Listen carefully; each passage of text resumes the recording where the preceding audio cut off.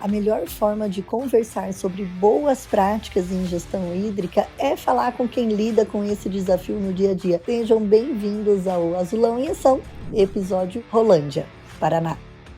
Eis que num momento de insônia, me surgiu um pensamento aqui de como a gente poderia gerar uma consciência ambiental junto aos nossos clientes, num segmento que é assim, extremamente técnico. E aí, nada como viver com um caderninho no bolso. Gente, fui eu lá escrever tudo que me veio de ideia, então nasceu o projeto Azulão em Ação.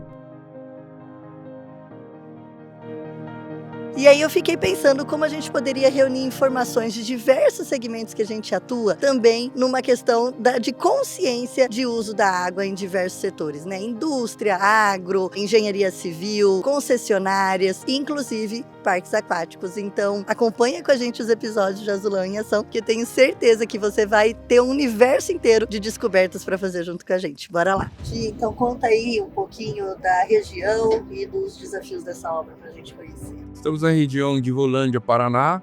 Lá o basalto ele é florante, né? Então com 10, 15, estourando 20 metros, a gente já está na captação dele. É um projeto bem diferenciado, porque a gente tem que atingir o aquífero Guarani para ter a maior produção de água, que está numa profundidade a mais de 1.000 metros, né? Esse projeto, fomos com uma perfuração de 14,3 a 1.667 metros. Hoje estamos reabrindo com o Underhimmel, uma ferramenta para 21 polegadas, né? E a nossa ideia é, dentro de 30 dias, concluir o poço com desenvolvimento e teste de vazão e entregando essa obra com grande êxito.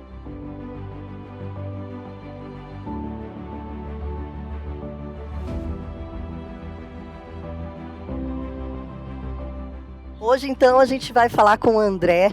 Ele está super ansioso por essa obra, porque imagina só, a gente vai aumentar a capacidade produtiva dele e também vamos conversar aí sobre os próximos passos em otimização de gestão hídrica, reuso e pontos a fim. Então, bora lá.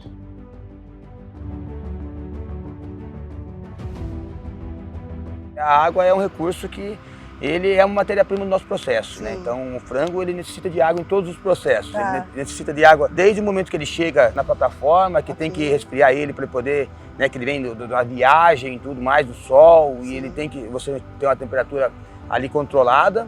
Né? Poxa, eu já não sabia disso, que curioso. É. Eu tinha já visitado, né, vi todo um processo de frigorífico de abate de gado. E existe também aquele momento inicial que tem o jatinho que é para não estressar o gado. Sim, a gente chama de nebulização, né? Então a gente tem o mesmo processo. Na verdade é uma área de descanso. Sim. Literalmente o nome é uma área de descanso, onde eles chegam de viagem, né? Porque eles vêm por estradas de chão, eles vêm, né, por estradas rurais. Sim. Então eles chegam, né, tem uma grande quantidade de aves todas juntas, né, dentro da gaiola, isso gera um calor também. Sim. Tem o calor natural, né, do ambiente. Eles chegam e eles vão para essa área climatizada, justamente é isso, é ventilação, né, onde você controla a umidade e você controla a temperatura do ambiente, para eles poderem acalmar, para ir para o abate já mais calmo, sem se abater, né? Também não acontecer de ter mortalidade, então, porque também isso pode gerar mortalidade alta também, então já começa ali o processo.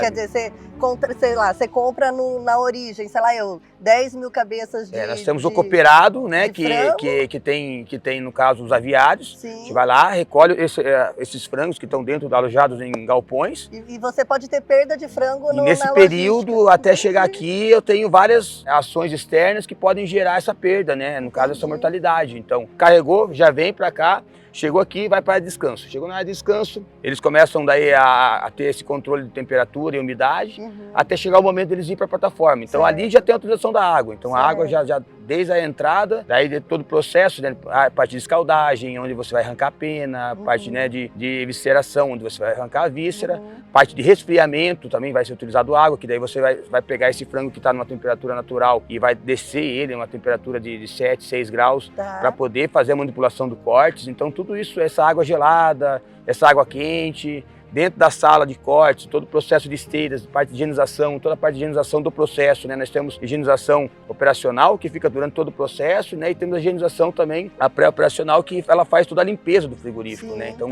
todos os dias, né, depois de 20 horas de abate, é feito toda a higienização do prédio inteiro e recomeça novamente. Então, todos os dias, trabalha-se 2 turnos, terminou o segundo turno, é feita toda a higienização do processo. Então, a gente entra com água quente, entra com produto e essa higienização ela é feita e novamente retorna todo o processo. Então, a água ela é uma matéria-prima gigantesca para nós. Que hoje... bom. Já tivemos uma aula com o André aqui. André, primeiro, obrigada aí pela sua participação, né? Esse é um projeto, o Azulão em Ação é um projeto, antes de qualquer coisa, de conscientização. A gente sabe que 21% do consumo da água do Brasil acaba sendo destinado às indústrias e mineração, né? Então é um consumo significativo. E eu falo que assim, no oceano existem as gotas, né? E que cada um de nós aqui somos uma gotinha do oceano e tem que ter a consciência de que a água é comum para todo mundo, né? Então tudo isso que você já está trazendo para a gente, da importância do consumo da água no seu processo, já demonstra assim, que para a indústria alimentícia, para quem não sabe, a água tem uma importância enorme, né, André?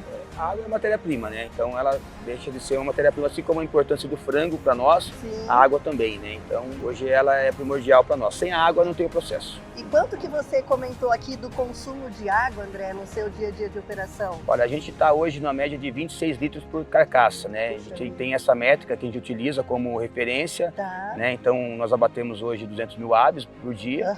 Então a gente está utilizando uma faixa de 26 litros a 27 litros por carcaça, né? Que vai dar um pouco mais de 3 milhões de litros de água por dia. Por dia. Por dia. Isso então... em uma referência, 3 milhões de litros de água por dia. Para quem não entende muito de volume, a gente está falando dá o quê? Dá um estádio de futebol aí? Pô, daria um estádio de futebol cheio, cheio, né? De água, temos uma né? cisterna de... não daria, 3 milhões, né? 3 milhões é uma cisterna um pouco dessa área aqui que nós temos, né? Uma cisterna dessa área, que não daria o estádio. No estádio seria muita coisa. Sim, seria muita coisa. Mas para o pessoal ter uma referência do que a gente está falando aí de volume, né?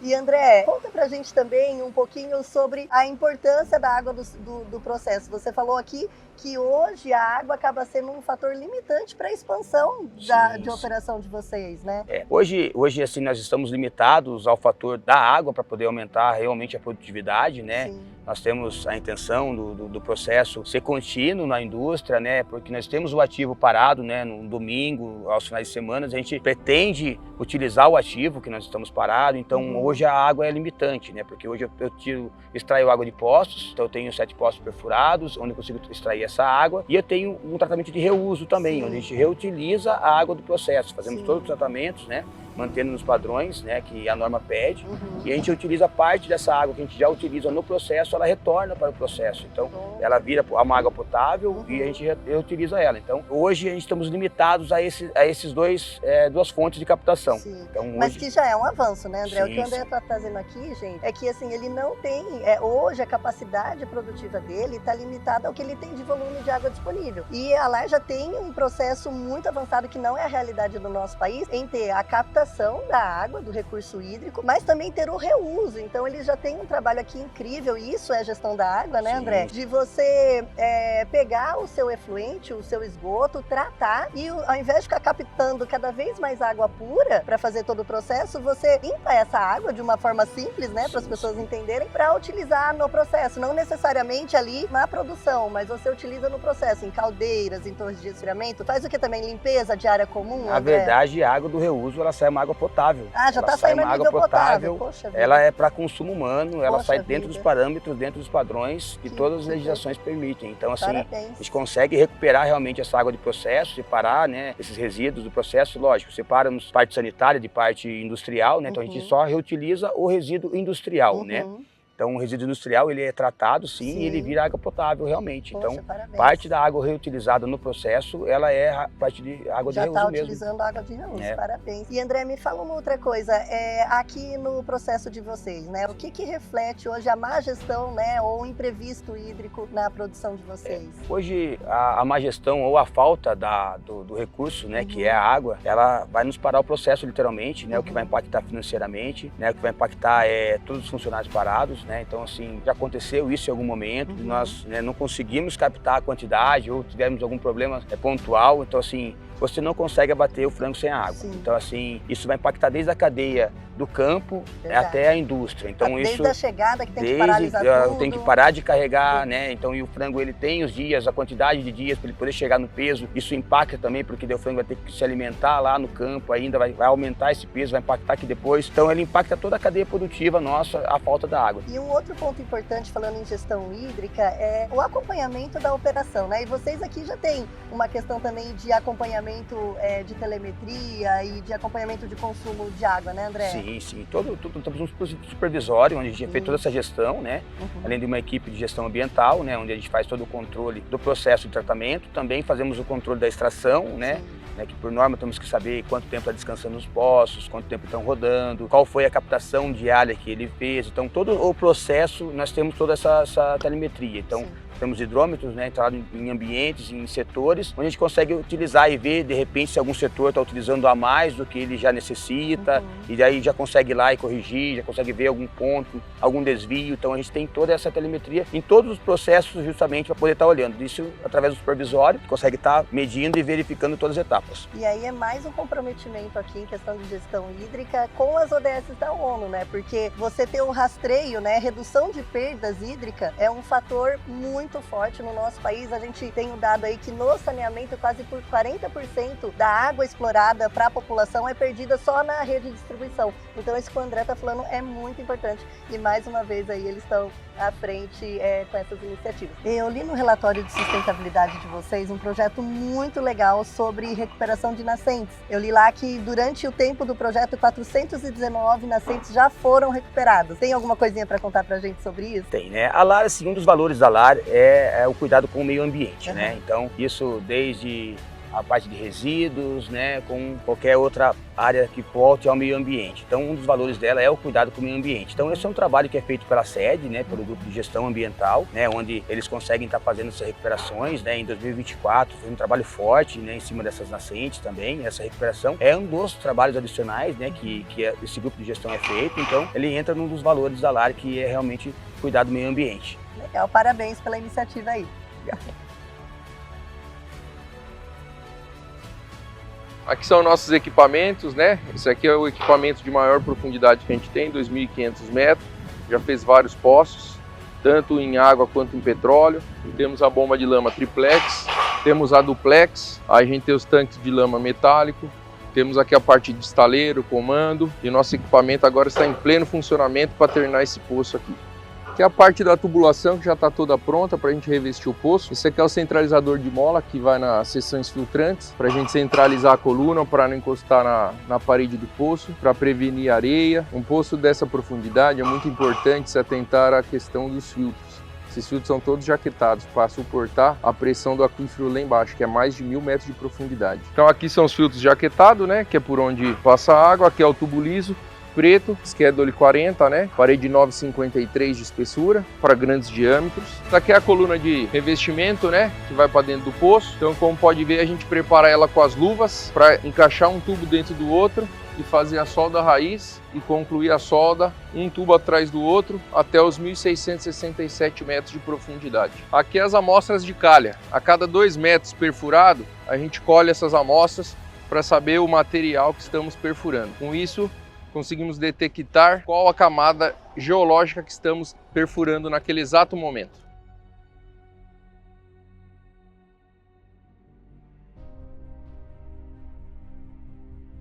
André, queria que você me falasse um pouquinho agora da expectativa desse poção aqui para vocês na unidade de Rolândia. A expectativa é muito grande, né, em cima desse poço, né? É um projeto já que nós temos antigo já, né, com essa ideia de querer perfurar o poço profundo aqui, né? Então ela nos, como já falei, né, ela nos permite a expansão, né, do abate, ela nos permite a expansão de área e dia de abate a mais. Então assim, ela economicamente para nós também ele é muito bom. A expectativa é muito grande da extração de água desse poço profundo aqui. Outra coisa que eu queria saber é com relação sempre à escolha do fornecedor, né? É o nosso primeiro empreendimento juntos, com certeza vão ter mais oportunidades. A gente está conversando também sobre o reuso, sobre eletrodiálise, né? Ideias que a gente pode se somar. Mas o que vocês geralmente tomam aí como fatores importantes na seleção de um parceiro de negócios de vocês? Quando a gente busca parceria, a gente busca qualidade de serviço, né? Busca realmente que nos entregue, né? Então isso lá atrás, quando a gente buscou os parceiros, buscou quem que poderia estar fornecendo esse tipo de trabalho, a gente conseguiu a GPR através já da própria diretoria, né? Foi indicação da diretoria, por trabalhar já com a LAR, já trabalhar, já ser parceiro da LAR, já em outros projetos. Então a gente busca parceiros que realmente já nos entregaram e parceiros que vão entregar com qualidade. Então foi isso que a gente buscou e busca essa parceria com a Angipé. Que bom, obrigada. Gente, a gente tem aqui internamente o lema da nossa empresa é Juntos Jorramos Vida. Então, é um prazer estar com a Lai Jorrando Vida e quando a gente fala de alimento, né, é uma cadeia produtiva, então a gente enxerga muito dessa forma. Só compartilhando com você uma experiência pessoal, eu fui aprovada pela ONU para estar na Convenção Mundial de Águas que aconteceu em 2023 e coincidentemente agora estive na Amazônia no início da ocupação do protestos lá contra a privatização do Rio Tapajós, Madeira, Tocantins, e são momentos da vida que eu passei que é muito diferente. A gente está vendo uma imagem de súplica